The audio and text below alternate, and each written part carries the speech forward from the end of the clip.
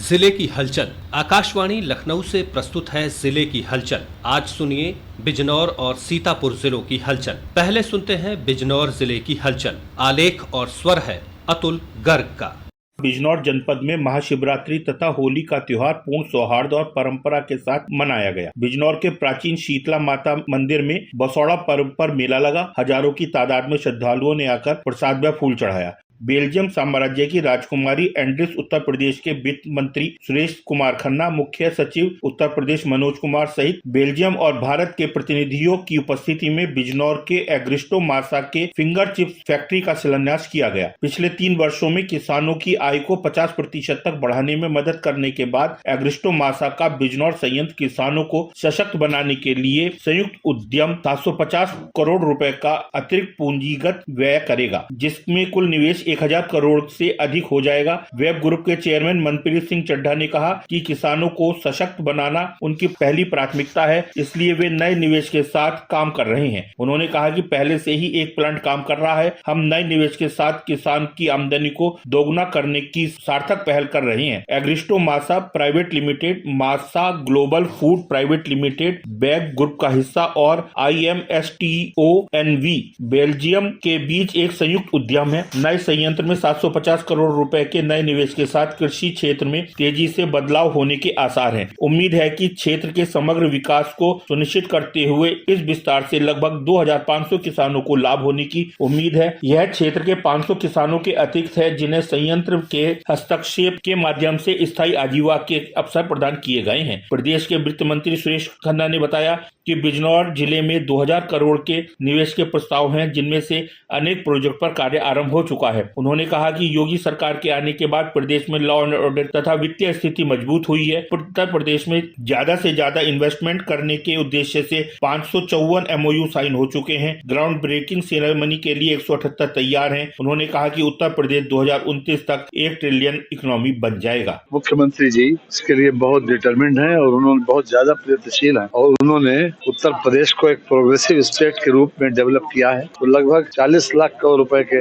MOU हुए, उसमें से ground breaking ceremony 10 lakh crore रुपए की और आगे भी हम जल्दी ग्राउंड ब्रेकिंग सेरेमनी करेंगे। लखनऊ के अंतर्राष्ट्रीय महिला दिवस पर आयोजित कार्यक्रम में उप मुख्यमंत्री केशव प्रसाद मौर्य द्वारा बिजनौर जिले के उपायुक्त स्वतः रोजगार वीरेंद्र यादव को जनपद में महिलाओं के उत्थान के लिए किए गए कार्यों की उपलब्धि के कारण सम्मानित किया गया। बिजनौर जिले में 22,000 से अधिक महिला स्वयं सहायता समूहों का गठन किया जा चुका है, जिनमें 2.5 लाख से अधिक महिलाएं जुड़ी हुई हैं, जिसमें जैविक खाद, मसाले, अनाज, शहद, साबुन, इलेक्ट्रॉनिक वाहन आदि उत्पादन कर बाजार में बिक्री किए जा रहे हैं।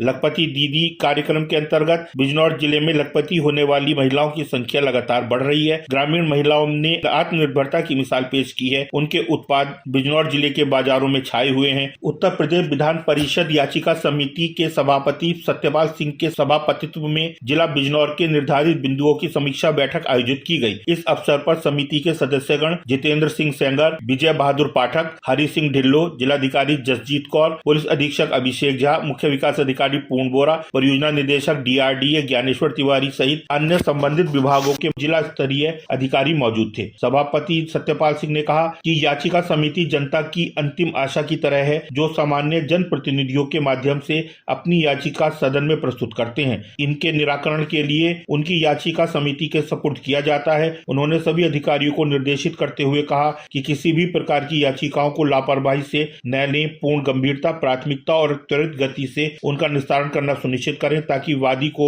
इसका लाभ प्राप्त हो सके। उन्होंने यह भी निर्देश दिए कि याचिका समिति के अंतर्गत प्रस्तुत होने वाले जो भी प्रकरण निस्तारित हो जाएं, उनका तत्काल समिति को भी सूचित करना सुनिश्चित करें ताकि लंबित प्रकरणों से उक्त प्रकरण को खारिज किया जा सके। उन्होंने लंबित प्रकरणों पर जिला स्तर पर की गई कार्रवाई पर संतोष व्यक्त किया। तहसील नजीबाबाद में महिला जन सुनवाई कार्यक्रम का आयोजन अवनी सिंह, सदस्य उत्तर प्रदेश राज्य महिला आयोग लखनऊ की अध्यक्षता में संपन्न हुआ। जन सुनवाई कार्यक्रम के अंतर्गत अंतर्गत लगभग 125 महिलाएं अपनी अपनी समस्याओं के निस्तारण के लिए उपस्थित हुई, जिनमें से 71 महिलाओं द्वारा अपनी समस्याओं से संबंधित प्रार्थना पत्र सदस्य के समक्ष प्रस्तुत किए।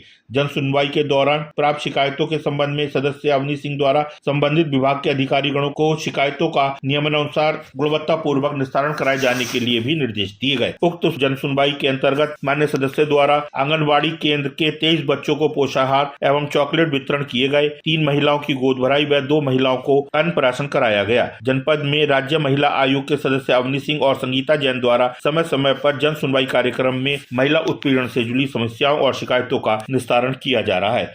बिजनौर जिले की हलचल के बाद आइए सुनते हैं सीतापुर जिले की हलचल। आलेख और स्वर है दीपक श्रीवास्तव का। बीते दिनों सीतापुर में आध्यात्म, आस्था और सनातन संस्कृति के भव्य संगम 84 कोसी परिक्रमा मेला महोत्सव 2025 का शुभारंभ विधि विधान से पूजन अर्चन और दीप प्रज्वलन के साथ हुआ। जनपद के प्रभारी मंत्री मेंटर शरण सिंह ने संत महात्माओं की उपस्थिति में पूजन अर्चन कर मेले का शुभारंभ किया। इस दौरान भारी संख्या में श्रद्धालु उपस्थित रहे, जिन्होंने वैदिक मंत्रोच्चारण और धार्मिक अनुष्ठानों के बीच इस दिव्य आयोजन का साक्षी बनने का सौभाग्य प्राप्त किया। महोत्सव में कई गणमान्य अतिथि भी शामिल हुए, जिनमें प्रमुख रूप से विधान परिषद सदस्य पवन सिंह चौहान, विधायक रामकृष्ण भार्गव, भाजपा जिला अध्यक्ष राजेश शुक्ला, जिला अधिकारी अभिषेक आनंद, नगर पालिका अध्यक्ष नेहा अवस्थी और उनके प्रतिनिधि मुनेन्द्र अवस्थी भी मौजूद रहे। इसके अलावा नगर पालिका परिषद खैराबाद के प्रतिनिधि अभिषेक गुप्ता, स्थानीय संत महात्मा, मीडिया प्रतिनिधि और अन्य गणमान्य लोगों ने भी इस धार्मिक मेले में अपनी उपस्थिति दर्ज कराई। इस अवसर पर जनपद के प्रभारी मंत्री मेंटेश्वर शरण सिंह ने कहा, 84 कोसी परिक्रमा मेला हमारी सनातन संस्कृति का द्योतक है। यह केवल एक